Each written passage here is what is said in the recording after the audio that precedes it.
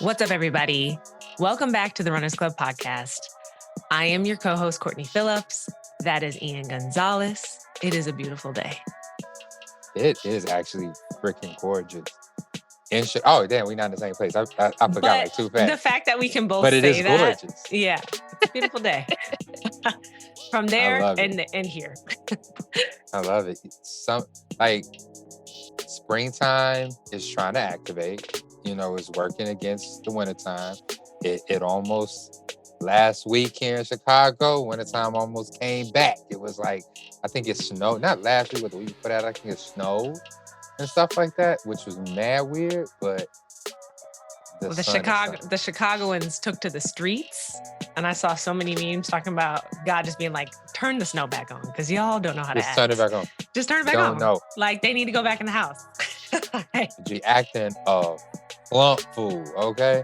Like, just everywhere. The children, the adults, everybody was acting up. So, I'm mad they put my little blueberry scone in the oven in this plastic. First of all, like, do you not care about my body? And second of all, like, you know how strong plastic gets when it's hot? Like, goddamn. Yeah, they definitely need to put it on a thing and take it out the plastic. They might have forgot. Bruh, like I went to Sip and Savor. That's from Sip and Savor? I thought you were gonna say Starbucks. No, I mean, I ain't gonna act like I don't be going to Starbucks. But no, when I get the chance to, especially on some coffee and I'm in the city, I do my best to support Black-owned businesses. But yeah, we gotta do something about this woman, my food up in plastic. Right. I'm not here for that. Let her know. Let her know. Shout out to Sip and Savor. If you're looking for a Black-owned coffee shop in Chicago, that's where it's at. They have multiple locations. They'll get you right. Pull up. Pull up. How are you feeling today? I'm feeling really good. I have a new favorite breakfast, little sitch, a fast breakfast, because my whole conundrum has been like, because I love to make some food. Okay.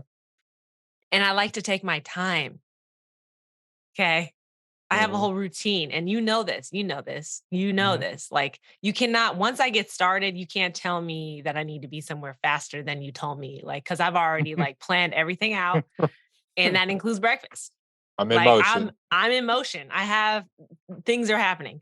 So I found finally a quick breakfast that I really enjoy right now, and I'm rolling with it. And it's 2 pieces of turkey bacon. Okay. Nicely crisped. Oh, okay. And a small bowl of cottage cheese with blueberries.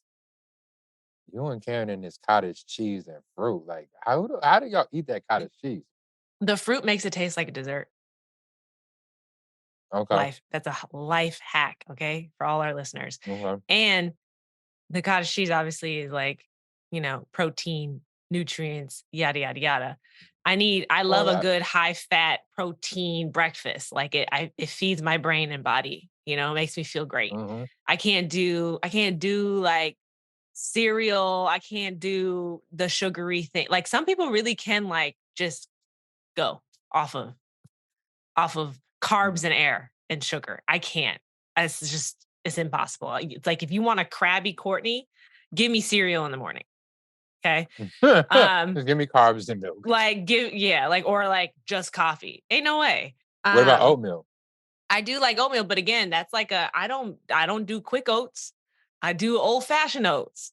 Matter of fact, sometimes I do still cut oats. Then it takes forever. That take a minute. Exactly. So, you got to be at the stove. Like, you got to be stirring it. Present. It's a process. Yeah. Yes. So, but yeah, and I know that there's this whole fad going on with, people eating cottage cheese. I'm literally out here in LA. I see content creators talking about how, one of them be like, I go to the stores during the weekday, early in the day, so I can get my cottage cheese, because now that it's popular, it's nowhere to be found. So, but I just want to, for years. Yeah, for the record, it balances your hormones. Okay, I mean, I was vegan for a while, but then once I flipped the switch on it, I went back to eating cottage cheese, and I was eating cottage cheese before. It's something I enjoy. Okay. Before TikTok. Okay. I love it. But honestly, the most impressive part of this breakfast is the 2 pieces of bacon. I don't think I've ever in my life only had 2 pieces of bacon. That's all you need. I've never cooked 2 pieces of bacon. What? Just 2 Never. pieces of turkey bacon, crispy, There's so delicious. much space in the pan for more bacon. Use a smaller pan. And my pieces of turkey bacon are thick, I can't. okay? I can't. It's great. I can't. And I really, can't. turkey Minimum 4. bacon is literally just like turkey thigh meat or whatever. Like it's turkey, it's like Wait a breast minute. meat. It's breast meat. What's the smallest size pan you have? It's not the Like, smallest. do it I'm with your saying a hands. medium size. Okay, for those watching on YouTube. Yep. I have a small pan because I also have caraway, which I like Mhm. them, but I have my if you want a review, let me know. But I have a small pan and then there's a medium and then there's a large. I'm like using this one. What you be And cooking? so I then the figured you 2 had the strips small of pan. bacon sit nicely in between, in the middle, getting all the heat nicely That's a on all that's a four sides. that's a minimum 3 to 4 piece pan right there. But like, I just got a question though. Like, what do you cook in the little pan? Um, eggs. I would fry egg, do scrambled eggs. Sometimes I do like Matthew's vegan Beyond Meat sausages, Okay. breakfast sausages. Okay. You know, Okay. you could saute a little bit of I need garlic and content. spinach in there. You know, I need to this see. I need to see this the on small IG. pan Like, I need comes to in see this in the handy. little pan. You could, you know what I mean? If you're heating up some like leftover beans, throw that in the small pan, you know? Okay. Yeah. Okay. Yeah, every time I end up with one, I end up getting rid of it. 'Cause I'm like, what the fuck am I gonna put in this little ass pan? Like, first of all, my fire is all on the side of the pan. Like, I don't even have an eye small enough for this pan to You're go on. funny. You know, so I'm like, Yeah. am I gonna cook one breakfast sausage? Just one. Look, look. Okay. Yeah, so that's me. That's my morning. I feel good because I had my little quick breakfast. We have our Mhm. guest now in the waiting room. So let's Let's go. circle Pull back to up. you. Let's circle back to you. Give him Mhm. something to wait for. All right, we'll be right back. All right, we're back and we have a special guest who one that I admire, I'm inspired by. Okay, we recently found out Ian has also met her and it is Sharada Maddox, which we'll just start there. Just learned that I've been saying her name the wrong way the entire time. So welcome in and tell us, educate us, okay? Tell us how to say your name. Oh my goodness. Yes, it's so fun. Sharada Maddox. As Mhm. I was telling Courtney and Ian, it's been I feel like a rebranding of going from Maddox, which everyone knows me, and from running track at a young age, coach calling me Maddox, and it's my last name, so I feel it was always connected to me. And yeah, a couple of years ago, my grandmother said people need to call you by your first name. So Mhm. been slowly trying to share, yeah, Sharada. So but thank you. Yes, it's the exclusive. How to properly pronounce my name. Just start it there. Yes. I'll also say that Maddox is a very strong name. Like it's a very Yes, good, strong name. I The love it. X, like I Facts. understand why people would gravitate towards that as well. Like, especially as a coach, especially as an athlete, like Maddox. Like, And it's also it's gender expand, like it's almost gender fluid, right? Because I've been yeah. on Mhm. calls or I've been on emails with people and they don't know if I don't, let them know my pronouns, which is kind of Mhm. fun too. Just like being in the space of like the unknown. So, but Yeah. yes, we're here. But thank you for having me. Yes, yes. Yes. And I'll just say that like one, I just knew of you through like just seeing Black Roses and seeing the things that like Knox Robinson has posted and like kind of just seeing that like you're a runner, you're a fast runner, you're beautiful, you are a Black woman. And I'm just inspired by your presence. And so when I moved to LA and got to meet you in person, and then also just was seeing like what the things that you're involved in, what you're passionate about, and then like seeing you run LA marathon and like you are a part of history in like just the way that you do things in the running world. And I'm like, I mean, obviously us being the Runners Club podcast, I was like, okay, Ian, you know who we need to have on, especially after the LA marathon. Sharda. Okay. Like we need to have this conversation and we won't jump straight to the LA marathon, but I just wanted to just say like that is, the inspiration for having you on. Thank you. Thank you for that. It's always beautiful to feel seen, in Mhm. the space of running and seen yeah, by just other people who are also leaders, like yourself, creating space in a sport that's kind of in an interesting place for Black folks. And so, but yeah, I'm honored. I'm honored. Thank you. So beautiful. Thank you. Yeah. And this is super cool. Like, okay, I just want to get this out of the way. Just this is for me. This is a personal thing that it and you are those micros that you're wearing right now? Your hair? These are micros, knotless underneath. Ian's obsessed with micro braids. Love Sorry, there's micros. a lot. Like we need to bring that back. We had Stasi on like a long time ago. Like bring the micros back, okay, women. Like please, I am here for the micros. I was the Listen, minute you popped up on the screen, I was like, oh my, she has literally captured my heart. This is high school. This is CVS. I can smell the CTA bus right now. Like here okay. we go. Yes. Okay. You know what's so funny is, I mean, like most kids, I had braids as a young girl, and then Hmm. you get to like college, you're like, "Oh, I'm too grown for braids." At least for me, I felt like I was like too old. And then I was running, and Courtney, just like your hair, you're like, what am I going to do? I'm sweating too much, and so I started wearing braids. I think Yeah. maybe this was like 2016, and I have literally been in braids for almost a decade. And so yeah, they're just fun. And you put it in a bun, you put it, half up, half down, change the color. Like now Right. Yeah. I'm in my blonde, Yes. era. So It's that That's spring summertime vibe. it's for me, it's that color and the Remy red. It's over for me. Okay. Like wait, it's the Remy red, Ian. honestly, it had me in the fall. And I was mm, not a red. Well, actually, maybe it was, I don't know if it was Remy red, but it was almost like that burgundy, yeah, right? Like kind of color. And my stylist was like, yeah. you need to do this. And so, yeah, so I'm a blonde. I'm like, what's my number? I think it's like 27, 613. The girls will know. Yes. 27. Yeah. I'm here for But it. thank you. Let's go. Listen, like put this on the timeline. Let's get this on the feed. I need this on TikTok. This is the next trend. Let's go. Let's go. Love it. I love it. Love. But how are you feeling today? How's your morning going so far? My morning is good, and y'all will know I have an aura ring, and so my aura, stats are a little. My readiness score is a little low, which I just like. It's interesting. Since LA, my heart rate has been elevated slightly. My heart rate has always Mm. been fairly low. I mean, I go to the doctor and they test me twice. It's like 44, 45. They're like, "Are you good?" So yeah, I don't know. So I give you that. Like I feel good, but readiness, Hmm. sleep has just been a little off. Haven't gotten a lot of REM sleep. So I think it's just Gotcha. it could be the season, Yeah. what's happening with the stars. But I think overall I'm happy. I'm thankful. Hmm. Life is good. As my dad has said, life could be a lot worse, but it's good. It's good. Yeah. Yeah. No Yeah. complaints.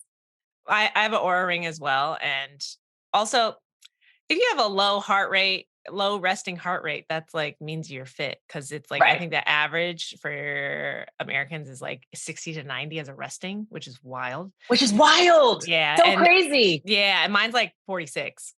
Mhm. You know what I mean? Or like when you're in the 50s, 40s, like I was I met someone that was talking about high 30s. I was like, whoa, that's wild. Like super Ooh. like ultra marathoner, like Oh my got the God. resting heart rate down. I'm like, that's Yeah. crazy. Yeah. Um, but A zombie.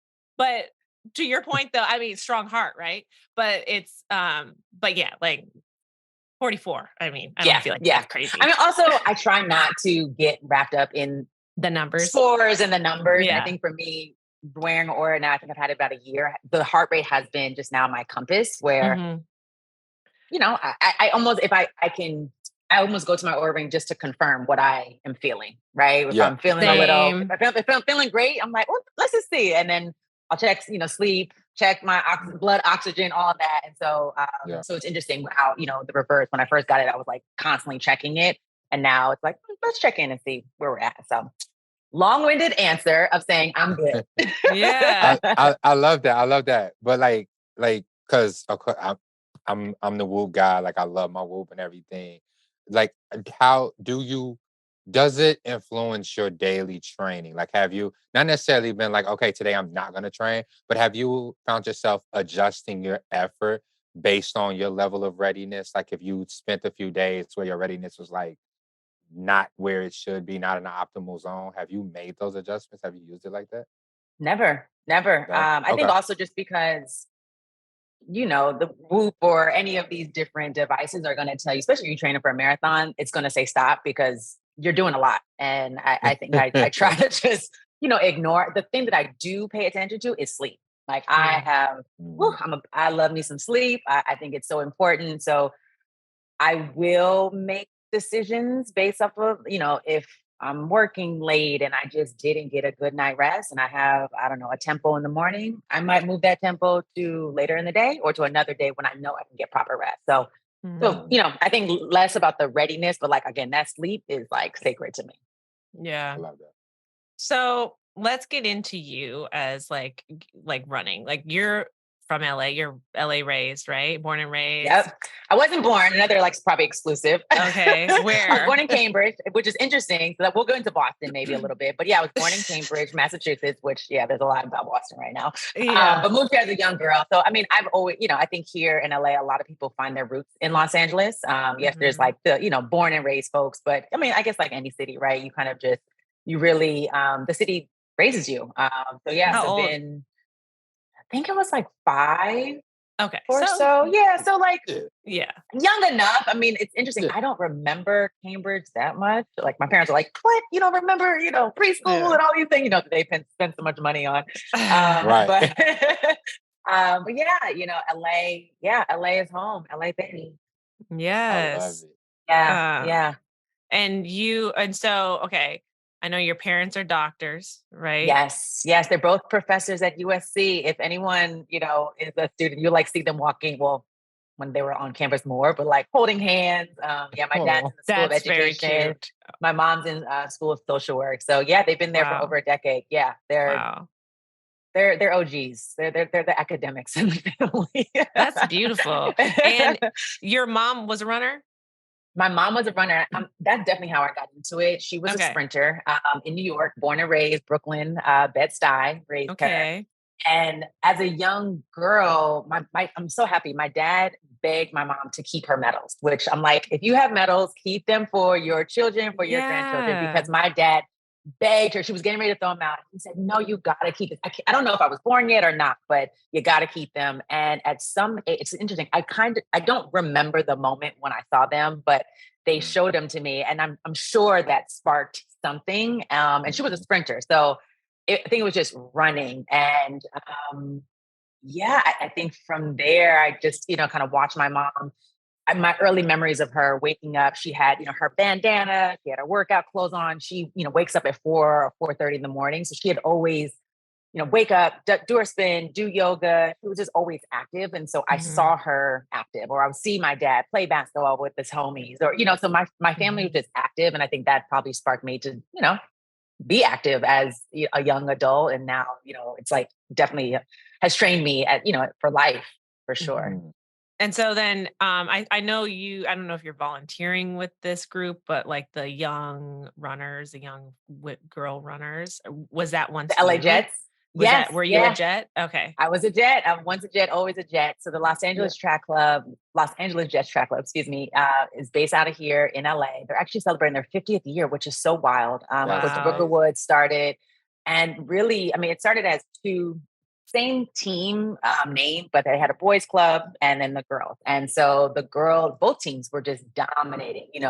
Youth Olympics, national records, Mm, individual relays. I mean, just producing the best athletes coming out of wow. LA. And we would compete against, this is, USA Track and Field Junior Olympics, compete against teams that were all-star teams. So Philly and, Florida, Texas, but you had girls from South Central, just, Love but the it. team was, Coach Woods didn't mess around. And so Yeah. I learned, I think I joined there when I was 9. It was my first I honestly think it was my first time realizing I'm a Black girl, right? You're around Mm. just Black girls, Black mamas. Mm, On the Jets, you got to call people Mr. and Mrs., Auntie, Uncle. There is no, hey, mhm. Courtney, it's Right. Miss Courtney, Mr. Ian, right? And that respect. Yeah. There was a team prayer. There was just lots of I think just one, making us just good individuals, but also just like the discipline, the desire, the dedication, learning that at a young age. And I honestly, to this day, there's moments I go back to the Jets. I'm like, and I ran with them from 9 to 12, but I learned so much again about me as a Black girl, now Black woman, as an athlete. So sorry, we're living on the busy street, so you might hear a little background No noise. way. That's Okay. fine. That's good. But yeah, and so I guess how I got into it. So my mom was a professor at UCLA or assistant professor, and it was just after the '96 Olympics, and I saw Michael Johnson run and do his thing in the 2 and 4, and I turned to my mom and said, "Mama, I want to run." And in LA, soccer is big, volleyball, but track, she just wasn't really familiar with the scene. She went to the assistant track coach at UCLA, said, where do girls run? And said, there is a team, the LA Jets, Booker Woods, take her now. And I think the rest is, I'll say, history, because that's just where, my first season, and it was cross country, which was really interesting. And my mom, I remember she was saying, cross country is not what you saw Michael doing. Just let's level set. Yeah. Cross country isn't what I did. It's a bit different. It's a bit different, but I was just so eager beaver over here. Like, I want to start. And Yeah. I think just at that age, you don't know, right? You're so curious, you're so excited. And I loved it. Like, I just, it was just everything. And that season I ended up getting to the nationals. And, I think as a kid, you need those moments where you're saying, I'm good at something. Like, I can do this. And so I think I just got the bug. And I think again, I was really dedicated. I think at a young age, just like really, type A in the type A, 9-year-old body. But, and I fell in love with it. So it's been in my blood since 9. Wow. I love that. I love that. When I saw that you were running cross country so young, and I mean, we've spoken to a few different athletes on here about how, like, when young Black men and when boys and girls go into running, it's like track, short distance, short distance, short distance. So, like, did your coaches like try to talk you out of it, or did they push you right into it? Was this something that was like pretty normal on the Jets team? Like, how did you get into this long distance? Yeah, no, that's a great question. It's interesting. So there was always so there was like 150 girls that run in the track season, right? Massive. We're showing up, we're dominating. But cross country, 20, 15, right? Like, there's only a few that are saying, I'm going to do this. Some people will come out later and it would be their base training for track season. But you're right. I think the perception of long distance it's a white sport. And I think we knew that, right? Because we would show up to the meets and we would be the Black team in the corner, and then you would see all the, white girls and boys and in LA, a lot of Latinas and Latinos out here. And it's just interesting when you're young, you just don't, something isn't for you, but you're present, you're here, you're showing up. And even, during track season, the 1500, the mile was not, and we would joke, right? Like, that's not us. I mean, I think it's similar with the marathon, maybe 10 years ago, right? Black folks were like, I'm not running no marathon. That is not for me, right? And so, and it's, I think, simply because you just don't see, you can't be what you can't see. You don't see yourself in those spaces. Yeah. And so, but it was encouraged. I think, Coach Woods always encouraged the kids to start with cross country because it taps into something that a little different, right? You tapping into that mental and physical space that you don't always have in track, right? 100 meters, you're running for 10, 12 seconds. Cross country, you got minutes to figure things out. Adjust and all these things. Yep. And, and play that game with your mind and your body that you just, again, you just have more time on the field. Well, it's amazing that your coach was an advocate for you and like girls at that age. Cause I want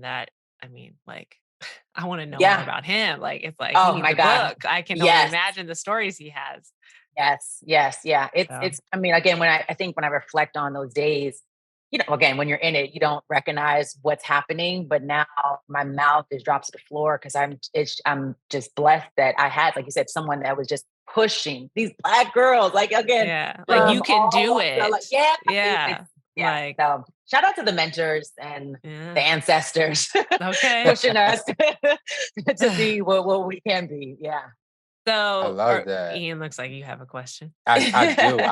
I do because like for you to get it running long distance, whether you're doing it competitively, like with yourself, like trying to PR every time you come up to a start line, or you just doing what a lot of our listeners do. It's just a community thing. It's a social thing. I want to run with my friends and stuff like that. But I feel like either way, when you're running long distance, it changes you. Like it really hmm hmm shapes and molds you well beyond the sport, into your hmm daily life. So for hmm you to experience this, very early, how how do you feel like those challenges running that longer distance has helped to shape your personality today? Mm. I, my mom jokes. I think even as a young girl, I had this. I can do anything. I feel like I can do anything. I can get anything. It's Mm, my world. And then my mom would joke, it's Shara's world or nothing. We're So just I living in think it. that, yeah, and she was like, oh God, again, Yeah. I think as I got older and mature, I learned how to, use that to my benefit. Right. yeah. But I think it really did, yeah, just teach me that if you work hard, right? I think that's the thing. Like you can't just show up to a meet or just show up to a business meeting or show up Mm, to, anywhere in life and just expect for things to happen. It might, mm, right? You might have one good day. Great. Like mhm, that can happen. But you can't mhm, expect the consistency and the repetition of excellence. And so, I think I'm still unpacking what this sport is doing for me. I think also confidence, I think when you kind of look at just where it's prepared me, yeah, I always go back to the 3Ds. And I learned that for the Jets: desire, dedication, determination. Like that's what you need to accomplish anything. A great relationship, being a good mother, a good business, woman or man. I think just those three things, I always kind of go back to it. So You say yeah, that one more I think what time. the three Desire. D's: Yeah. desire, dedication, and determination. And Mhm. sometimes it's interesting. I play around with the order, Mhm. because I think there's the desire to do something, right? Like the desire, I want to run this marathon. There's the determination to get through it, right? The hard Right. days. And then there's just like the dedication, right? The dedication, the training. And so I think sometimes I always like feel like desire comes first and dedication and determination, depending mhm. on, it's kind of fluid, Yeah. which one comes after the other. But you said something interesting about just, long distance and, being a marathoner now, I know everyone is not going to run a marathon or wants to, and Yeah. I'm sure for y'all, you're always talking about it and, trying to get your friends Mhm, to do it. And you got some friends are like, nah, I'm not. But I will say this, I encourage, especially us as adults, to find opportunities where we are, really in the space of mental and physical, when both are like up against each other and they're having to battle. I think I don't know. There's no other space outside of running that I do that, right? I have those moments mhm. where, again, in a race, your mind is saying, nah. Your mind is saying, Yeah. we don't have it. Today is not the day. And your body is saying, and I always like have these like voices. So, pardon me, but like, and my body's like, nah, girl, we got you. We got you. Like, we've done the training, right? And then sometimes the body is saying, oh my God, what is happening? And the mind is like, no, no, no, no, no, we good, we good, we Right. good. So Yeah. but in a race, right, you're literally doing this battle back and forth, back and having to pull yourself out of like a very deep place.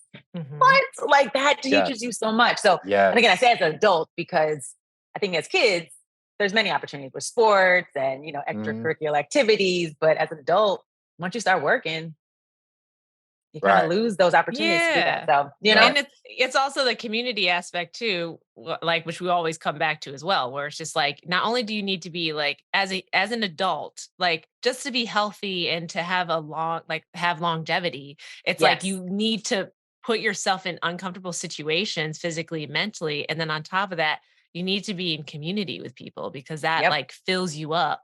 Like all of that contributes to longevity Yeah. Yes. in the Yeah. end. Yes, and Yeah. Capri Collective right now is what the Jets were for me when I was 9, right? And we always, Exactly. and Yeah. Mhm. Cam and Gio and I, we always talk, for those who at least experience team sports, we say this reminds us of, track days in high school and youth track. And I don't remember, I don't have that experience right in other places. I think the running community Mhm. extended, even Yeah. outside of Capri, does that. So Yeah. Yeah. shout out to the community. holding us Okay. down. So you said now that you're a marathoner, when did you start just like, well, okay, so you're part of the Jets. Did you run in middle school, high school, college? Like what were you doing then? And like at what point did you jump to running marathons? Yeah, it's funny. I feel like now like comfortable saying I'm a marathoner. It took me a while, even running marathoners, to just identify as Okay. one. But so after Jets, I ran middle school. Was definitely trying to be the fastest girl and fastest person in the school. That was like always my goal. Ran high school, and then I ended up at the University of Michigan and thought I was going to be a walk on and start my career. And I think Wait, what did you go to school with Geo? Yes, which is okay. That's another thing. We What? knew of each other. Here's the wild thing about life. We knew of each other, right? You're like, oh, okay. But we just didn't connect. Like Yeah. different circles, Yeah. different interests.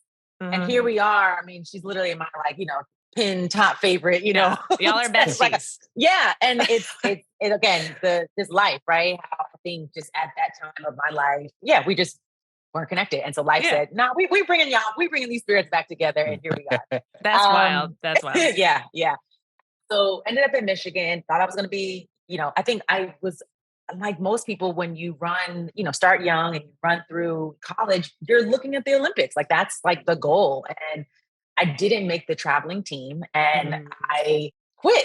I think, it was like, it almost like to pull the Band-Aid, right off. And I was like, I'm done. And I don't think again, just maturity. I don't think I had just like the really thinking through what is going to replace this, right? What is going to replace them that has been in your life forever? So I think I was floundering for a while, through Mm. Yeah. college, even a little bit after, because I didn't run. I mean, I think I ran for vanity, wanting to be cute and like, look good in my clothes, but I Yeah. really didn't have that competitive spirit and I lost it. At the same time, I think me not running through college and I think I started jogging because after Michigan, I moved to New York. And, Okay. that was Knox Robinson, early Black Roses days. You're seeing this running boom in the city.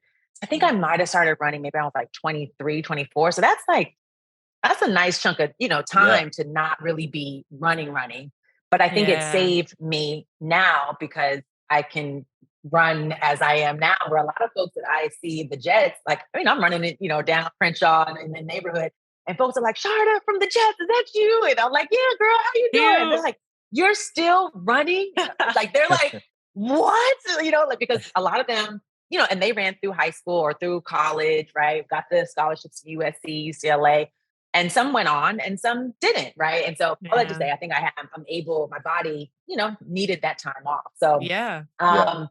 yeah, and then how did I get into distance? I think So being you're in New York. jogging. Wait, so you're Yeah. jogging. You're in New York. You're jogging, We're figuring jogging on out West Side life. Highway. Yeah, we're Young like, 20 okay. something. Okay. Set the scene.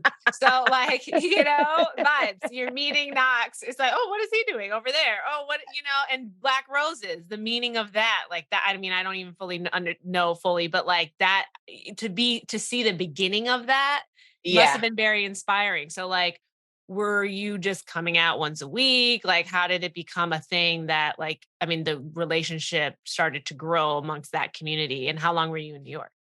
So honestly, I was so intimidated by Black Roses because I wasn't a long distance runner, right? I didn't feel I was competitive or fast, because that was, I was a young girl, I was 18 when I was fast. And so I think I would admire what they were doing, but it was Black Roses, Knox Robinson, kind of from a distance. And Mhm. yeah, Knox was definitely the leader in just really pushing running culture, being so informed on just the principles around long distance, knowing the history, knowing the players, just even how he just moved in the space. I met him, or I think the first time we interacted, he had like a full on suit at Penn Relays. I'm like, who is this dude showing up?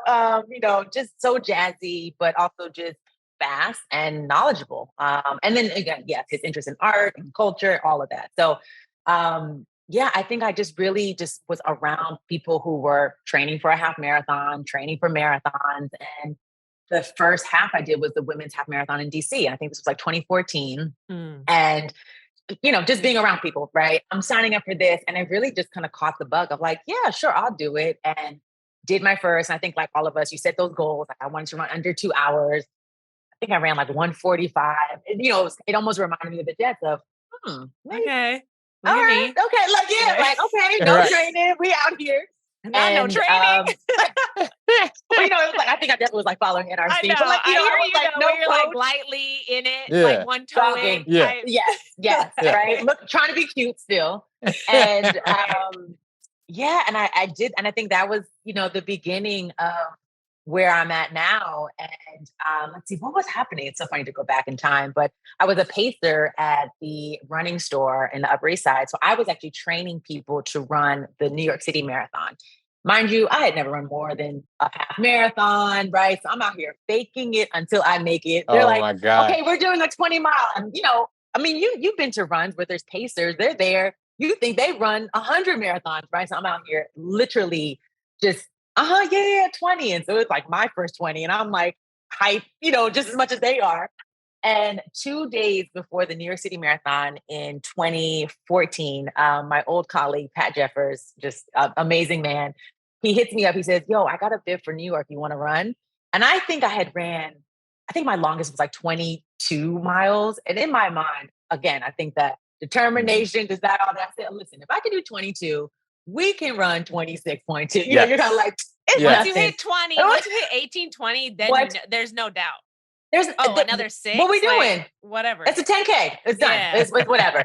But it's 2 days before, so then it starts to kick in. I'm getting nervous. I'm like, and again, I think the athlete in me is like, oh shit, I gotta pull up. Like this is, it's New York. People are out here. So I gave myself a goal, 2 goals. I said, finish in 4. Like you gotta beat 4 hours. Like you could do 4 hours and don't walk. And so fine. I look at photos. I have headphones on. I had, my armband, cotton. I love it. And watch the whole thing. My watch died and my phone died. So I didn't know my time. I didn't know pace. Y'all, I crossed the line in 4:01.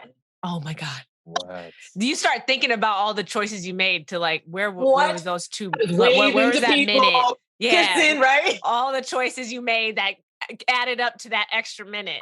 It kept me up for nights. It kept me up for nights. And honestly, that again, the athlete in me, I said, I got to do it again. Yeah. You said you were going to run 4, you have to do it again. Gotcha. Not tonight. I think at this time we had developed just a friendship, of just being in the space. I think I probably jumped into a few Rose's, practices when I was, kind of training and in the space. And after New York, I, hit him up more. He would give me workouts. Sometimes I'd show up to Black Roses, and I felt like I was actually getting trained by him. Although now I think about it, not nowhere near where, I'm getting from him now. But just, I think in a testimony to him and his principles, he knocked me, I think I was like 4 hours. I ran Philly maybe 2 years after, and I ran 3:15. And that was just, okay, what am I doing on my phone? Checking in with him, maybe coming to a few workouts. And after that, I said, oh, let's go. Okay. Let's go. Like, let's go. Let's do this. And so, he's taught me everything I know in this space. Everything I know. That's everything. beautiful. Yeah. That's beautiful. Yeah. Well, listen, throw some of that Philly energy over here. That's my marathon this season. I'm trying to do a 3:45, so throw it my way. I got you. I will say the turnaround, I was not a fan of, but we could talk about that. But I don't know if that's the same course, but I don't like a turnaround, and I'll say that about LA too. That really made me. I was like, that will mess with your mind. We need to readjust this. And someone came up. What was it? Tim Rossi, who came up with a solution to bring it to Venice instead of Santa Monica. Because what I'm assuming is the Santa Monica, residents probably signed a petition talking about, I don't want this marathon coming through these streets. And I'm like, but now it sucks. So we'll talk about LA. LA is so disrespectful. LA is so disrespectful, but mad disrespectful. The end. Oh my God. Okay. Before we get into LA, I just want to understand the turnaround, because I feel like I experienced something similar at the Toronto, because when we run it on a lakefront, we run it like out for a while, and then like we get to this point, we have to turn around and then like kind of come back down that same route, but on the other side. Is that kind of like basically what's going on? It's the same thing. It's like 4 or 5 miles of that. 6 miles. Yeah. What don't you like about it? Thing. It's just one, it's just annoying because you see you're going up, right? And you're like, no, you're doing your thing. And then you see the elites come and you're like, oh God. You see And the they're elites come. I just want to clarify. You saw the elites come. Okay, no one else saw that. well, you see other runners coming Yes. by. And then, so you see, so they're finishing, right? You know that they got a mile or two to go. And here you are, you got, I think, honestly, I think Philly, the first half you're together because there's a half marathon and a full. So the first half you're with everyone, and then the half pulls off, right? Yep. And then the full goes this way. Mm-hmm. So I want to say like full the second keeps half going straight, right? And so yeah, I think this the turnaround. It's just annoying because then you see people coming back, and then whenever the turnaround like point is, it's always like a very sharp turn, Mm-hmm. and then you just and then next you're just seeing it's just. It feels great on the way coming on back. the way back. Okay. On the way back. But on the way going, back. you're like, and then you see the road, every time the road turned, I was like, maybe. But then it's like, you look at the mileage and it's like, there's no way. There's like another 2 miles I'm running. I know. Right. And it's like, it's kind of a mind fuck personally, I think. And I don't like it. Yes. Okay. I feel like we're making Philly sound. We got to prepare you better. Oh yeah, you're doing Philly. Yeah, I'm doing Philly. I think Courtney's talking about LA. But I will say in Toronto, the turnaround is still like well within that first half of the marathon and stuff. Okay. And I ran that whole time. I don't even think that majority of the time I was not even looking straight. I was just watching. I did see the leads. I saw everybody. I was like looking for my fiance while she was running because I know she was like at least 20 to 30 minutes ahead of me. Yeah. Come to find out a lot more than that. But like, so I was just like running like this, like, watching everybody come past.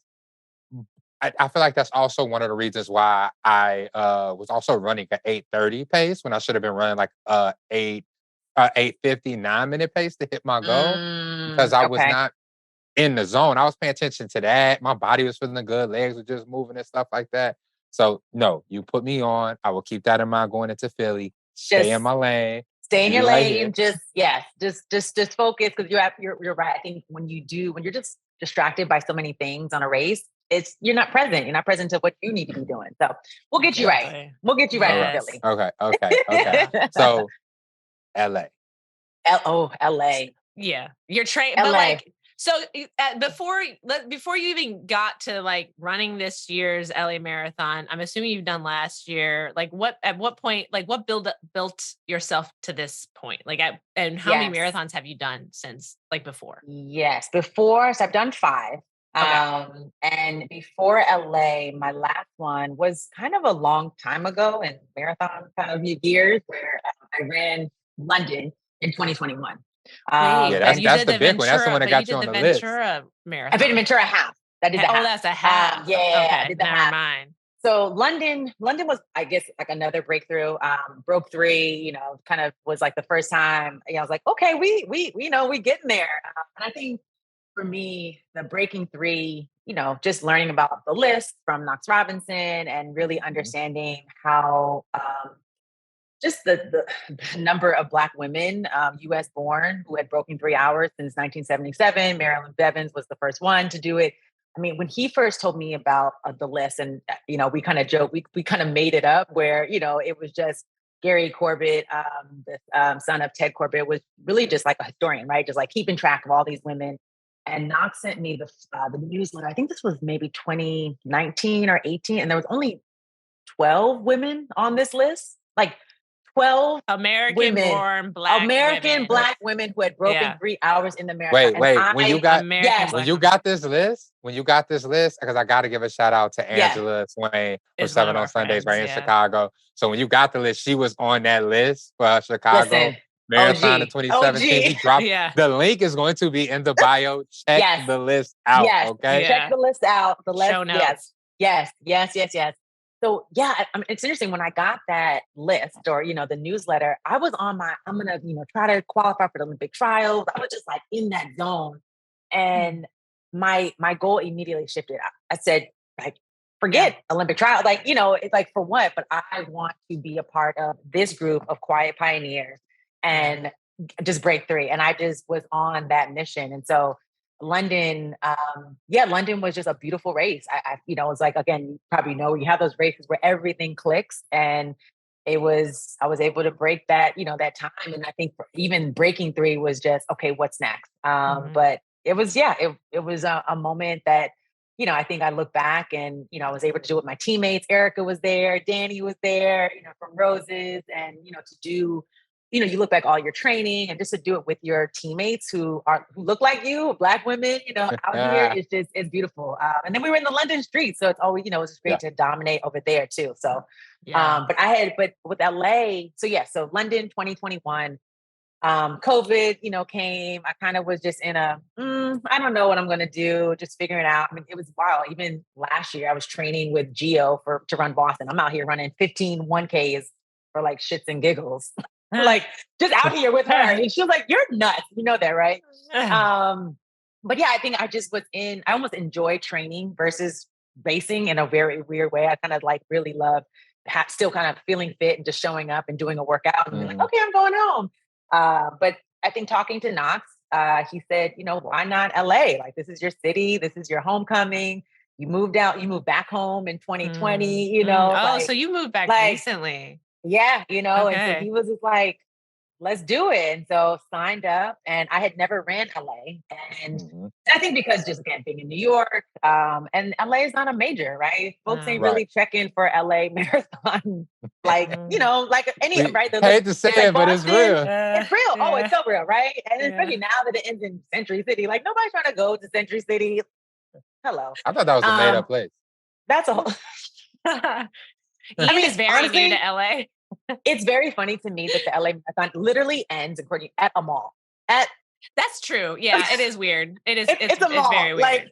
Like Century City, Westfield. It's a mall. So, anyways, we'll get into that. But I think as I was training for it, the end of December and January, it just like this one felt so special. This one, again, my homecoming. I will say I had Beyonce's Homecoming album on repeat, because I think it was just, again, the rebuilding, the, coming into your own, and this idea of homecoming, something that's familiar, but you're still kind of wanting to show up and show out. And LA just felt like my love letter to the city, West Side with love. And just, and then to run the streets that I grew up, hanging out, or just like places that I never ran, right? I never ran down Sunset or Hollywood or, Rodeo Drive. So it was a very special build, with Capri, and, I know y'all chatted with Cam, and I think what we have built, which is the group, is just so dynamic, so special. I'm so thankful for that group. And I think that was also a time where I was the only one running a spring marathon, or like the first, like early on. These amazing, beautiful souls would come out and train with me. There is a photo. I did a time trial, a 5K time trial, and Knox set it up with there was different heats, right? So like Cam and, Brian, the fast guys, they went first. And there's a photo of like my heat where I'm basically the only one like training. Everyone else, there's like 7 or 8 other people there just running with me. And the picture speaks so many. It's so beautiful because it truly is the epitome of support, right? So someone saying, not only I'm gonna come up and cheer for you, but I'm gonna do the hard thing with you. Yeah. I'm going to, also coach you in this. And so that photo and that moment was, again, just a snapshot of the entire build, right? These Gio and Anton and Kim, Theo, Brian, I mean, the list goes on. And Knox, of course, we're just there, just there for, for me. And I think, again, we always say there's like a giving and a taking, I think, that we all experience, when terms of support. But LA was just so beautiful. Forever my Thanksgiving is perpetual. That's all I can say about LA. You should frame that photo. Oh, I have to. It's but LA was special. I think, maybe a week or so, not let me know that I was in the pro elite field, which was also okay, this is new. Is this something that he put together for you? How did this happen? I think just based off of, being a 2:53 marathoner in LA, if you're under 3, like that's somewhat sub-elite, just again, because it's not a world major and it's just a smaller group of women. And Who was I talking to? I forgot. I think I was talking to my OT massage therapist, body healer. And she's like, she's like, you're in the pro elite field. And I was like, no. She's like, wait, you need to be. Your time, is like for you to be That in this yeah. place. Yeah. Yeah. And then Knox did his magic, reached out to, the pro elite coordinator. And then I got an email saying, yeah, you're in it. And I think that one for me was, I mean, that's a moment, right? That's like a Yeah, moment that yeah, I think for me that I've dreamed of, whether it's, LA marathon or any marathon, but to be, the bib pickup and you see the pro elite, banner. And then, you go there and there's a woman, who's, okay, we're so happy to be here. Here's your, your starter pass and here's your finisher pass for your family. And just the whole experience, right? I mean, even in the morning of, Gio and Knox took me to the start, and you have police escorts, the streets are shut down, and we're trying to get to Dodgers, and we're going through the streets, and the police says, you can't go there. And Knox rolls down the window and says, we got an elite in the car. And he says, go, go, go, go, go. And like, that was I like love it. I awesome. love it. That was just, again, a moment that I will forever remember. And I will tell Yeah. my, like just having that experience, showing up the green room, getting me mugged by the Africans in the corner. They're like, and I'm like, hey, sister. They're like, Hey girl. Yeah, right. they were like, they I'm were not playing. Yeah. stretching. Yeah. They were like, yeah, we ain't doing, it's not like this, the corral, for any race. Like people are there to race, and Yeah, you've got Mayor Bass coming and greeting, like all of these moments was just like, yes, this is where I'm supposed to be. And I yeah. think the most beautiful moment, it was after the race, they were streaming the race online, and the beginning of like the Olympics, right, where you see everyone's name and it has their flag, right, where like their Mhm. Mhm. nationality, and there was a list, and I had everyone. And I saw my name with the American flag, Yeah. and it was a moment. And I will say this: it was truly seeing my name near the American flag. I was like, damn, our ancestors built this country. And Yeah. it was Yes. like more just like that moment of this is a moment, this is our ancestors' wildest dream, right? To Yeah. be in a space that is not designed for us, that does not, really support us in this space. But here I am in LA. So it was just all of these moments, and seeing that, it was just special. It was beyond special. So yeah, Well, LA is beautiful. when as you're speaking, what came to my mind is that like, you've been working for a while. It was like, I want to, qualify for the Olympics. All these things, but then it's like you're running with Yeah, Olympians. And it's like you're right there having your name next to the American flag. Like that's it. Like honestly, and you're right, because people are like, "What's next?" I'm like, "I'm good." all right, did like, like it. I read, like, I don't know, right? I mean, Yeah. yes, I Yeah. want to continue to see how fast I can, get in this race, but I'm like, Yeah. that's it. Like, and not saying that's it, but that But to Mhm. me Yeah. was yeah. my, that was my kind of Olympic trial moment, or just feeling like, wow, okay, Yeah. you are a player in this field. And Yeah.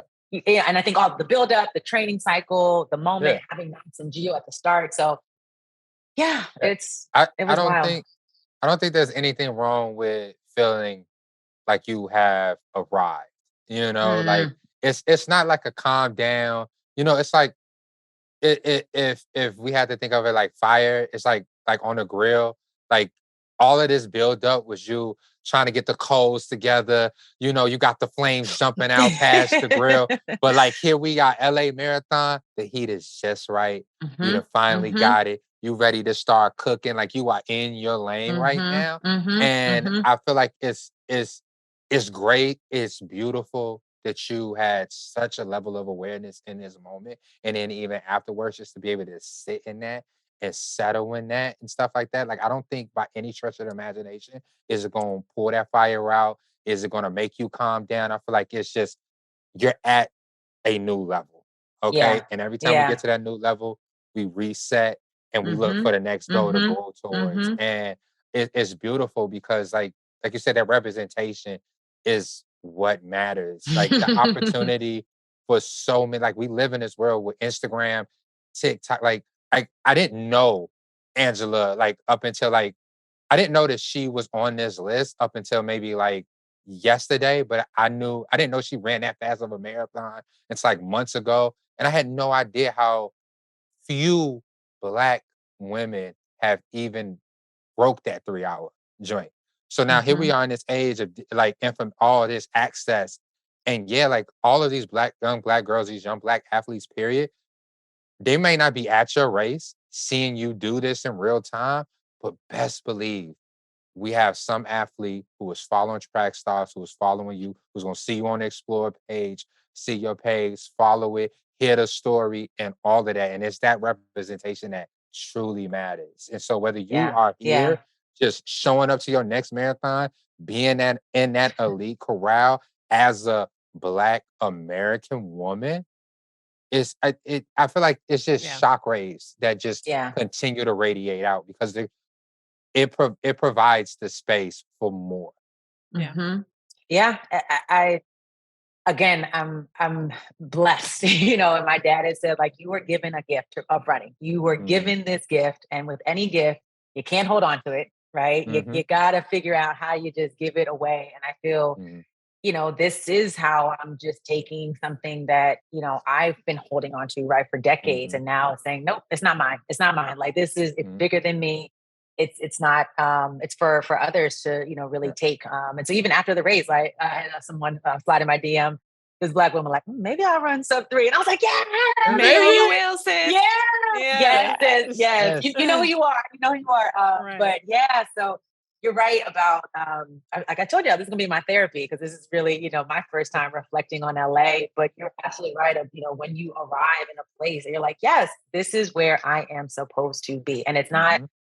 cocky, it's not, you know, big Yeah. headed. It's just Yeah. like, no, there's a level of confidence and kind of poise, right? That you're in this place. Mm. And I am really thankful that I was able to have those moments that I was like, no, you're gonna stop and you're gonna really take this moment in Yeah. and you want to remember what it felt like. I mean, also I was so nervous. I thought I was gonna throw up because I hadn't Of felt that, course. you know. Oh my God. I remember going back and forth to the porta potty and I told you, I was like, I'm going to throw up. She was like, throw up. It's Oh. okay. It's okay. Because you're nervous. Yeah. You're trying to. Yeah, I mean, I think again, it's just like your dreams as a kid are coming true, right? It's like, Mm. you know, playing in the finals or the Super Bowl. You know, you're saying, oh my goodness, I have dreamed of, you know, this moment, and not necessarily like the like specific, right? Like I can't, you know, say that I dreamed of running pro elite in LA, but like Yeah. again, being in elite Mhm. field, having that experience was something that I have always dreamed about and hoped for. Mhm. I Well, love that. and Can I? mhm. I'm sorry, one second, Courtney. Can I just jump out on a limb and let me know, shut me down if this is not appropriate? But like, how old are you? 36. Okay.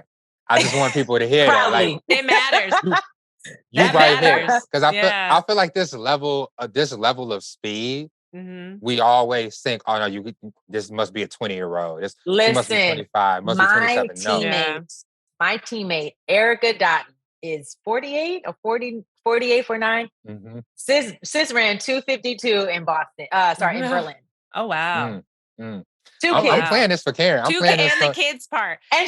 Two kids. And she Yeah. got, I mean, they're like, you Yeah. know, young, they're like adult boys, but yeah. Mhm, So it is possible. And I Yeah. think same for her, right? She ran college and kind of came back and Mhm. it's possible. And it's Mhm. possible. It's like, and that's also just like just because you're 30, just because you're 35. And I think the marathon, you literally can do this and like run competitively for until you're 45, 50, right? Yeah. Easy, Yeah. easy, easy. I think So that yeah, I think to your point though, I mean, I've heard that women the possibility of getting faster in your 30s is actually more common for women than most people think. yes, And I've heard this from like a variety of different coaches. And so like that's a big yeah, I just that needs to be said and heard. And yes. then I'm and sorry. then to what, Ian? Listen, I was sorry. I was just like, this is going to be played while I'm cooking dinner out loud for Karen to hear it because I need Yeah. her to hear it. Okay, Can I I also need her share? to. I've heard you get faster after labor, after you give birth. That's what Coach Robin, she's a Nike coach, Just saying. out of Chicago. She says that women who have babies tend to actually get faster. And this is what I've been saying this where I Hmm. just like, I really like women are just, we have a different type of endurance and ability Hmm. because of the way Hmm. that our body functions. And like that, like being able to have kids, that's just like, we're built different. We're built different, but That's it. also I was reading this book, and like as women, our bodies, we're meant to create, right? Create life Yeah. or create anything. But we're at our best when we are at a state of balance and harmony, right? Like if you have that, like you can go into honestly the marathon. I think marathon and motherhood or labor or pregnancy is the same process. It's the same like pregnancy, right? Where you're thinking about this moment. Labor, you can't. It's like a race. You can't think It's about endurance. Yeah, you can't think about Philly Marathon every time you at the track. You're like, nope, we're gonna take this workout and we're gonna do this. Like you have to be present. And so that's a whole nother conversation. But no, yeah, I completely agree. Like I feel like I completely understand what it feels like to give birth as a man, like running a marathon. Like I get it. Yeah. But I mean, well, also like just even speaking to you and seeing you and Geo, and it's like in the back of my mind, because I'm 32, I'm like, could I do that? Could I break 3 hours? Like, is this possible for me? And it's like, but to know that it doesn't need to happen right now. It could happen in a couple years. Like I want to run marathons till I'm 95. Like I have been no me rush. and you both. Me and you both. When it happens, it happens. But it's like, it's still there and I can't get rid of it. So eventually I'm going to have to like take action, but I feel you and I appreciate, and this is why this conversation for me personally is so important. Yes. But geez, I had a question about the marathon. Okay.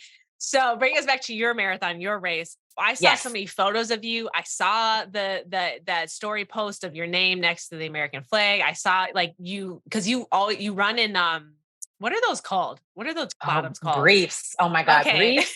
Listen, the first time I wore briefs, and I've been like, I'm not a brief person, right? Because also I'm like, I'm not fast enough, and briefs are so liberating. They look liberating. Listen, I've literally showed up to practice in briefs, and I was just like, come on. And I'm like, it's a hard workout. Let me live.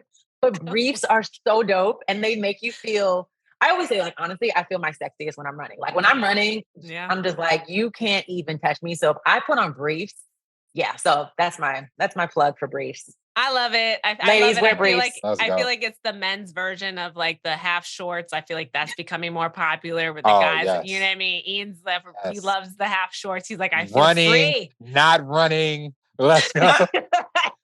So, I love it. I love seeing your style in running. I think the Capri Club or Capri Collective in general, all y'all are very stylish, but you in particular, I mean, I know you work at Nike and you're already like, you're vibes all the time. You got the fits going, because it's not just about the running and the community and all of the physical, mental focus. It's about like, how are you showing up? How are you looking? And so like, when I see you racing and I see you in these briefs and I see you like looking, feeling free, like you would exude that freeness, like that energy. And so I'm like, okay, she's comfortable out here wearing these little bikini bottoms. Like, you know what I mean? Like, it's cute. I was like, okay. But like, and you also look like you're just, you're moving. You don't have the fabric like getting in your way. So I can only imagine. Yeah. I will say the look for LA was definitely inspired by the ancestor, Tupac. So I had to rep the bandana. That was like purely for him. In LA, you showed up and just all black. And, we played around with, do I wear a singlet that says Capri? Am I wearing roses? And it was like, nah, just wear all black. And it was also like fun to just pull. I got some new stuff, and then I had to pull some things from my closet. It was a little bit of just like really running authentically me, which, you both know, like for a marathon, you getting all new stuff and you're trying to make and it was kind of nice to just kind of look through my closet and like, what do I have? And the shirt that I've had that for years and I never worn it. And I was like, this is a perfect opportunity. So it's kind of nice to I just felt very comfortable, cozy and, comfortable in my skin as I pulled up, where it just was like, it just felt natural. Sounds like a lot of alignment happening. Like, listen, we were definitely feeling very centered. I remember even the week before taper, I'm like sleeping instead of running, and it was just honestly, it was such a, it was definitely a spiritual build up and spiritual race for sure. And I know we're coming up on time with you, but I just was also wondering. Okay. Yeah, when it comes to alignment and like how you prep for your race, like how because you were saying like you really appreciate your sleep. Like, were you getting like, did you get a massage beforehand? Do you meditate? Like, what was the week of looking like Yeah, for you? week of was, I did a workout, I think the Wednesday before. So I was on my last, like, some 400s, 800s, nothing too crazy, but just to kind of get the legs moving, test out the shoes. Saw my massage therapist Friday, chiropractor on Saturday. I ended up staying Saturday at a before the hotel race or the weekend Saturday before? before. Sorry, this was no, I'm sorry. I saw my massage therapist Friday, the Friday before. Really? Because we Yeah, always have heard people say don't get massages before you race. yeah, but also my woman, she's OG. She worked on FloJo, and she was around with the Okay. Lakers. Like, she's been around for Mm, a while, so she knows. Okay, let me not go too hard. Too Let me just hard. give you. And she's good to mm, just also. I felt really good, but she's great to affirm. How I feel. Where she's like, "Yep, your body feels good. mm. Everything feels good. You are as Sometimes you good just as need can be." hands on you. Listen, you Okay. need hands, and then you need someone who, like, you feel good, but then you need someone who can feel your body and say, "No, you like, yes, you're ready for this." And that's all I Ooh, needed to hear. Mm, And then, yeah, I stayed at a hotel the night before, downtown, so I was a little bit closer to Dodger Stadium, and had some pho the night before with my teammates, was in bed. And I usually try to get up early on race days where I'm just, 2 to 3 hours before race time. So I can kind of just like wake up. I'm a slow riser. Takes same. me a minute to wake up. And yeah, I always go through just, I read my daily word, I write my journal, I meditate. And for me, if I'm able to meditate 5, 10 minutes before a race and not think about the race, then I know my mind is like, I'm ready, right? If I can sit down, close my eyes, breathe, and not think about the thing that I'm about to do, I'm like, that to me is the indicator you're mentally sound, you are ready. And yeah, and then my Geo and Knox came to my hotel, and we were chilling, and I was drinking my Morton and kind of, just like getting ready. And then Knox said, okay, it's time. And we, made our way to Dodger Stadium. And I think that's when the nerves started to kick in a little bit, but I still was just excited. And yeah, next thing I know, they were calling the elites to the start. And we went out. Yeah. I will say LA was also just, I think, just some other just thoughts about it. I ran the most of the race by myself, which was Yeah, you also a looked very, no one no around one you. else, no one around. Yeah. Yeah. And to Which your was point, also, go ahead, oh, sorry. sorry. Go ahead. No, go ahead. Go Well, ahead. yeah, well, I can imagine. Well, you go ahead. Like, I mean, being alone, I'm sure was I mean, interesting. wild, wild. I Yeah. mean, from the moment, from the moment we left Dodger Stadium, right? You had, the Africans. I wasn't even trying to keep up with them. I tried for a little bit, but I was, just for photos. And Right. then, I kind of knew where I needed to be. Again, that was like a half a mile in, and I was by myself the entire time. So it was, I don't think I even like thought about it until mile 8, where I was like, there's even a race, right? There's just no people and energy around you. You are literally out here by yourself. So I think at that point, I just released any expectations of race time and was like, you know what, you're gonna have fun out here. You're gonna be cute, and it's gonna be what's gonna be, right? Like, it's just, yeah. I think I just kind of shifted that slightly. And listen, LA is a hard course. It is a street fight because it is literally elevation Mhm. after elevation, and you have to be present. So yeah, it was a bit of it was a bit of a challenge, but it was also, I was welcoming kind of this new space of, okay, if also you're going to be in this pro elite, or This is self what elite it's like. field, it's going to be like that, right? Yeah. Yeah. You're going to run by yourself. So, but it was beautiful, and I had, support along the way. William, who sometimes comes out with us, was on his bike, so he was able to join me like mile 13, which saved me. And the Mhm. end, I cramped up, which was also a first, but you learn. I think that's what's beautiful with the marathon. You learn things, and you're like, okay. And my team said, okay, you need more electrolytes. Copy. So now I know what to do Yeah. next time, right? And I Yeah. think, again, that's the beauty of this sport. There's so many learning, so many learning. You never beat yourself up. You're proud of. I finished with I was like, hobbling along, and they tried to give me a wheelchair at the end. And I was like, nah, they ain't gonna see me in no wheelchair at the end. But I'm not crapping that bad. no, we ain't going I down like saw that. I saw Jerry from Track Meet after London. It's a picture of him in a wheelchair Here's looking him. like He he was was like, I put done. myself on the line. I was like, He's so dramatic. I said, no, he couldn't get in the wheelchair. No, I love Jerry. But Jerry. yeah, it was, listen, I'm proud. We did it. We showed up from West Side with Love. It was beautiful. I'm so thankful for every single person who helped me get to the start, who helped me get to the finish. It was great. My, boyfriend was at the finish. My parents, my dad hadn't seen me run since I was probably in high school. So it was it was a family affair. It was literally was a homecoming. It was a homecoming. Wow. It was homecoming. Wow. That's amazing. I mean, when you talked about those hills, I was like, I feel like every time you're going, for me, it made me more present because I had to switch up what I was doing. Like if I'm going uphill versus if I'm going downhill, or if I'm at like getting to the top of hill, I'm just like, or if I'm on a straightaway, like it just is like, that is the entire race where I'm like, I'm listening to my music, but at the same time, I'm also being brought in to the race because I'm like, what are we doing at this time? Because you see that hill that's popping up right over there. What are we doing right now to prepare to get to that so that we can conquer that hill? Okay. And you have to do it for the whole time. For the whole entire race. Time. There's a hill between 25 and 26. The last climb is between 25 and 26, which I say LA is so disrespectful. But and it doesn't the whole time. I don't know about you, but I was looking at the half marathoners and I was like, oh, we're ending on a downhill for sure. Have to, got to. They wouldn't. Why would they do that? And I was like, okay, up, down, cool. Up, down, cool. Up. Where's the down? Where's the down? To be found. Okay. I was so mad. I sprinted at the end. I was like, I literally thought I was going to fall over, but I was like, I'm done with this race. I hate this. How dare you end on an uphill and then just make it flat?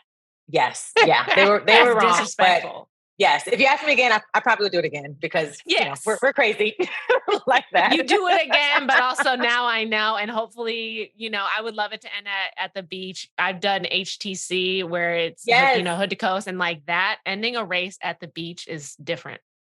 And I feel also, like it's LA. Come on. You need to end at the beach. Fitting. I don't understand how y'all don't. I don't know. Courtney, we should join the board. Let's join the McCourt, George, the board. Say less. And, I'm here for that. I can do it. Just a one issue move. Just look, get the I have an ending of the agenda, marathon. and it's for, and everyone will like it. You know what I mean? It's like, what are we doing here? So yeah, I think if anything, it's just been really great to hear. Like, I know there's so many more things and nuggets from the experience, and I know like we could talk forever, but I just like everything that you've said, even learning about like your like growing up running, that experience, like all of that matters, and all of that accumulated to this moment for LA Marathon. And I think for me, that is just, I mean, it's like your journey within running is something that I personally haven't heard, especially as a Black woman, Black girl. So yeah, this moment, I can't even imagine how you're feeling about it. And I hope that you continue to reflect on it and are able to like share with people, because I don't think marathoners have the opportunity to talk about the experience enough. It's like you run it, you train, and you tell people I'm training for a marathon and I have this goal. Some people are like, I don't know, I don't care, or like, I don't understand. What does that goal mean? Right. And then you do it, and then it's like, oh, okay, you ran a marathon. That's cute. And then everyone's like, okay, get back to our regular schedule program. I mean, that's what happens. You go back to work, and even like some coworkers. I mean, I think I work in an industry where people, understand marathon. But if I was in banking and I came back and said, "Yeah, I ran a 2:53," they're like, "Okay," it's almost not irrelevant, but I think also time. Yeah. So, there's no point of reference for a lot of people. Yes. Yeah, no. Right. They have no, I mean, if you're not Kipchoge running, 4 something pace, they're like, what are you doing? But it's a beautiful time, I think, to be a runner, to be a Black person in this space. There is a lot of changes happening. I think we are definitely part of, changing the narrative of what it looks like from all the full spectrum, right? So it's not just like showing up in it is about showing up with big numbers, but also like we're dominating this space. Like, to be very clear, we are competing with the best of the best, right? And yes, love our African sisters and brothers. They are holding it down for us, but like US born from Chicago, from Baltimore, LA, like we are pulling up and we're showing up. We're showing up and showing out. Yeah. Love it or hate it. Yeah. No, you're right. Any thoughts, And Ian? I'm sorry, I was in it. He's I'm like in the I zone. forgot I He's forgot like, we was doing a yes, podcast. I'm yes, like, yes. I received this. Yes. There we go. There we go. I love it. Thank you. Thank you Oh for my coming goodness. Thank you. This was so fun. This was so Yeah. much fun. Thank you so much for having me. And just, yeah, allow me to just talk about the thing that I adore running, Mhm. running and being Black. Oh, wonderful. Let's And go. we'll continue to watch you do all the amazing Mhm. things. I think you're planning on running in Spain. That's what we think. Well, It's on the TBD. low. It's on the low, but I'm just saying TBD. you're doing other TBD. things. You're doing We're other doing other things. things. We are Yeah. figuring it out. But I Yes. promise I would love to come back and chat with you. I feel like I could talk with you all. Yeah. Just because there's so many different, dimensions of this Oh, we'll space. Yes. definitely be Yeah. asking you to come Yeah. back. So Yes. we'll keep an Facts. eye out, see what's popping, Facts. and Yeah. Yes. circle the We block. we have to develop a relationship here because like I'm going to push my fiance onto you. Like I'm going to push her I will talk to into that her. Karen's space. amazing. Yeah. Yes, like like everybody who's listening to this is probably tired of me talking about this, but accidentally He loves his fiance. qualified for the Boston Marathon. Accidentally. Accidentally. Actually, It's like she awesome. Just was because, like, what? she was just testing out the marathon distance to see if she like it.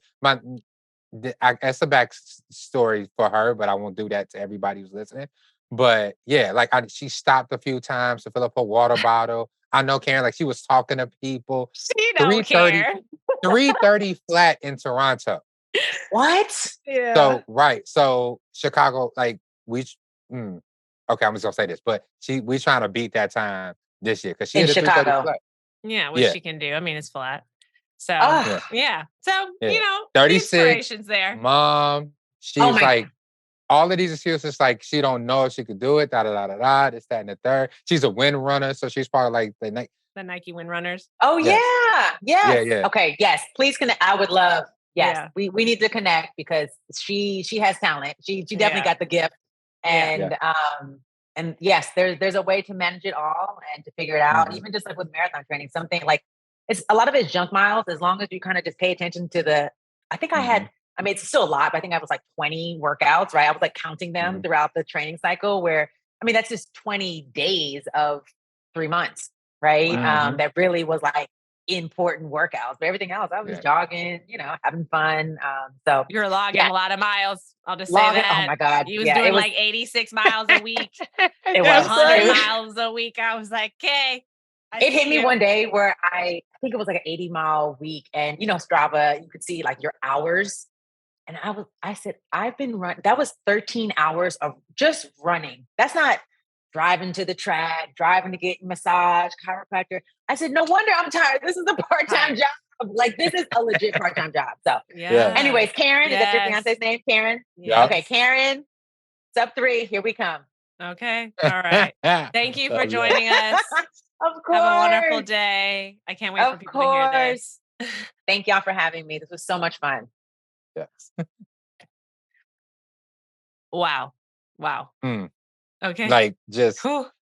the I love it. Like I don't even know. I need to come down. You know what I'm saying? Like I need Yeah. to feel that out. But like just Yeah. good energy. Mhm. I really enjoyed that conversation. Yeah. That was amazing. I mean, it Yeah. motivated me. Like I know I was talking about Karen a lot, but it also motivated me and things like You're that. And it was like, but me. right. I'm ready to I'm go. gonna I'm fuck ready to some shit go. up. Yeah. Yes. Like honestly, have a training. Like I have so I injured myself. I injured my thigh Okay. and it's been bothering the entire leg. But I had to realize, and I think I've said it here before, and you are a returning marathoner. Have you done Yeah. races between since the Chicago Marathon and me and you did together and now? Yes. But you have Yeah. not actually truly trained. You have Yeah. not You were kind of put just jumping into things. you feel me? So it's like Yeah. here I am like legitimately trying to train and I have to realize like you need to respect your body. Mhm. You know what I'm saying? You're also a little bit older and stuff like Mm. that. So here like that she's 36 and so Yeah. I almost said her name wrong. I don't want to say it wrong, so I ain't gonna say it. But like that, like here we fucking go. So 5 a.m. wake up. I mean, I'm going to Philly and I'm fucking Philly up. I am fucking Philly up. Okay. No game. Okay. When is You know Philly what I'm again? November 11th. Okay. So after the Chicago Marathon, you have lots of time. Yes. You've kind of made a base for yourself. You All probably of don't it. even really need to start training until like June, July. Like, Yeah, honestly, yeah, all of next month is just like chill base running and yeah, then building up this habit of my 5 a.m. wake ups because I want to do my mobility or my strength and my yoga like in the morning time and mobility before I go to bed. I yeah. am going to have the strongest body possible by the time I get to Philly. Like that's what, Right. and like this conversation, I need more of this between now and then. Like I need this Yeah, yeah, yeah. energy. Like I'm I'm I'm so ready. I'm sorry. I'm excited. My bad. No, yeah, I feel the same way. I mean, I think also too, like for me personally, like I I just love to admire others like in that space. Like, Yes. like she's in her own lane, like on a different I don't need to do all that personally, but I love seeing it and I Mhm. love being in the running community and like witnessing greatness Mhm. because that's what that is. Like I just Yes. I Yes. just just Yes. in the shine. It's just Just you know what I mean? it's Like just mhm. like that's how I feel. Like this is why I love this podcast so much because we can talk to so many different people doing so many great things and like just living in their own greatness. And I was just Mhm. like, ugh, it Yeah. just makes me feel good. Um, so yeah, that's all I gotta say.